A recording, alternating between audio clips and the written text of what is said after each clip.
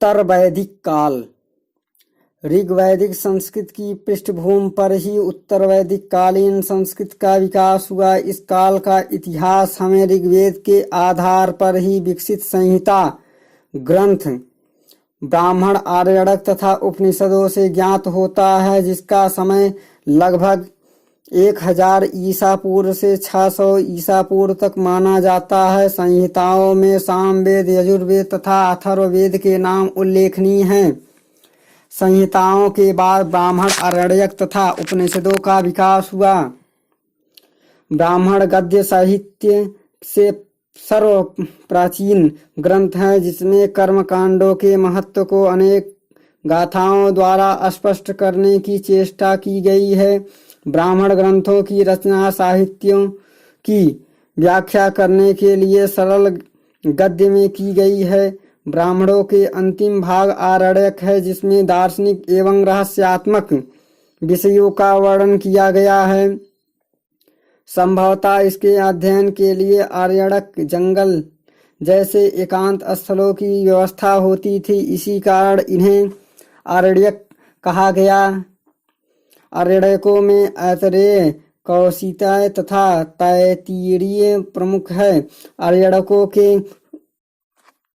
बाद में ग्रंथ उपनिषद है, जिनका भाषा लौकिक संस्कृत में मिलती जुलती है। उपनिषदों में हम वैदिक चिंतन का चरम विकास पाते हैं। इसी कारण इन्हें वेदांत भी कहा गया है। इसका प्रमुख विषय आत्मविद्या है। इन ग्रंथों की रचना गंगा घाटी में हुई। इसी समय तथा क्षेत्र में विभिन्न पुरास्थलों पर की गई खुदाइयों से चित्रित तथा भूरे रंग के मृदभांड प्राप्त हुए हैं। इन्हें चित्रित धूसर मृदभांड कहा जाता है। इस संस्कृत के लोग लोहे के अस्त्र शस्त्र एवं उपकरणों का प्रयोग करते थे। हस्तिनापुर, अंतरजी, खेड़ा, आलमगीरपुर, नोह आदि प्रमुख उत्खनित स्थल है। ये सभी कुरु पंचाल क्षेत्र के अंतर्गत आते हैं, जहाँ उत्तर वैदिक आर्यों का मुख्य कार्य क्षेत्र रहा। यहाँ से लोहे के बने वाड़ाग्र, वर्छे, फलक आदि मिलते हैं। युद्ध संबंधी अस्त्र शस्त्रों की संख्या ही अधिक है। स्पष्ट है कि पहले लोहे का उपयोग युद्ध के अस्त्र शस्त्रों के निर्माण में ही किया गया। धीरे धीरे इससे कृषि उपकरण भी बनाए जाने लगे। ऋग्वैदिक काल में आर्य सभ्यता केवल पंजाब तथा सिंध क्षेत्र में ही सीमित थी, जहाँ पंचजनों का निवास था।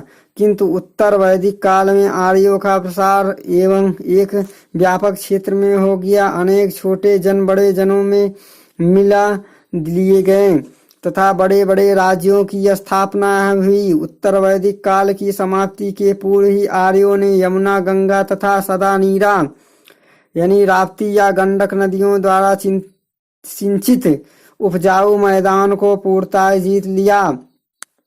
आर्य सभ्यता का केंद्र मध्य देश था, जो सरस्वती को से लेकर गंगा के दोआब तक विस्तृत था, जिसमें कुरु पंचाल जैसे विशाल राज्य थे। यहीं से आर्य सभ्यता पूर्व की ओर कोसल, काशी, विदेह, उत्तरी बिहार तक फैली। क्रमशः कोसल, काशी, विदेह, मगध, अंग आदि राज्यों का महत्व बढ़ता गया तथा कुरु पांचाल आदि महत्वहीन होते गए। मगध तथा अंग अभी आर्य संस्कृत के प्रभाव से बाहर थे। मगध तथा अंग का उल्लेख ऋग्वेद में नहीं मिलता। सर्वप्रथम ऋग्वेद में ही इसका उल्लेख हुआ है।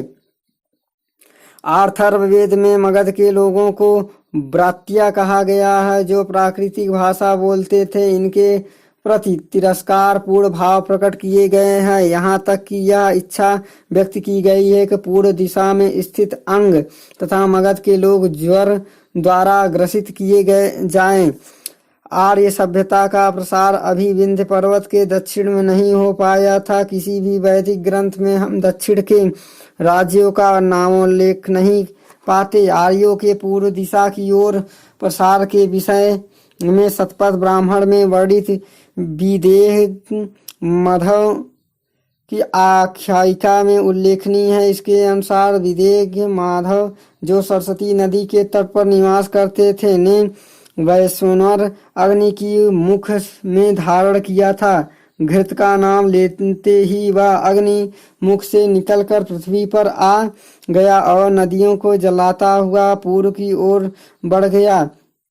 विदेह माधव तथा उनके पुरोहित गौतम राहुगढ़ ने उसका अनुमान किया, किंतु उत्तरगिरि हिमालय से बहते वाली सदा नीरा नदी को वह नहीं जला सका। विदेह माधव द्वारा अपने निवास स्थान के विषय में पूछे जाने पर अग्नि ने उससे सदा नीरा के पूरब की ओर रहने का आदेश दिया। यह नदी ही कौशल तथा विदेह राज्यों की राज्य आज भी मर्यादा बनी हुई। यह कथानक ऐतिहासिक दृष्टि से अत्यंत महत्वपूर्ण है। इससे स्पष्ट होता है कि सरस्वती नदी अर्थात पश्चिम से ही वैदिक सभ्यता पूर्व की ओर प्रसारित हुई। उत्तर वैदिक काल तक आते आते अनुद्रुहा, तुर्वास, कृवि, पुरु तथा भरत आदि जनों का लोप हो गया तथा उसके स्थान पर विशाल राज्यों की स्थापना हुई। इसमें कुरु और पांचाल सबसे अधिक प्रसिद्ध है। सतपर ब्राह्मण में इन्हें वैदिक सभ्यता का सर्वश्रेष्ठ प्रतिनिधि बताया गया है। यहाँ के निवासी शिष्टाचार में अग्रणी, विधिपूर्वक यज्ञों का अनुष्ठान करने वाले तथा अच्छी संस्कृत बोलने वाले बताए गए हैं। इनके शासक सर्वश्रेष्ठ थे तथा इनकी परिषदें सर्वोत्तम थी। ये संयुक्त राज्य थे जिनकी राजधानी असंदीवत तथा काम्पिल्य थी। असंदीवत के अंतर्गत कुरुक्षेत्र, सरस्वती और दृश्यवती के बीच की दूरी सम्मिलित थी, जबकि काम्पिल्य के अंतर्गत बरेली, बदायूं और फर्रुखाबाद के जिले थे। परीक्षित तथा जनमेजय के समय कुरु राज्य उन्नति की चरम सीमा पर था। अथर्ववेद में उसकी समृद्धि का विशाल है। तदनुसार यहाँ के नागरिक सुखी तथा समृद्धशाली थे। छंदोग्योपनिषद में एक स्थान पर बताया गया है कि कुरु जनपद में कभी भी ओले नहीं पड़े और न ही टिड्डियों के उपद्रव के कारण अकाल ही पड़ा। पांचाल के राजाओं में प्रवहन, जैविली, आरूढ़ी एवं श्वेत केन के नाम मिलते हैं। ये उच्च कोटि के चिंतक एवं दार्शनिक थे। उपनिषद काल में विदेह ने पांचाल का स्थान ग्रहण किया। विदेह के राजा जनक प्रसिद्ध दार्शनिक थे। इस प्रकार उत्तर वैदिक काल में कुरु, पांचाल, कौशल, काशी, विदेह, मगध, आंग आदि प्रमुख राज्य थे।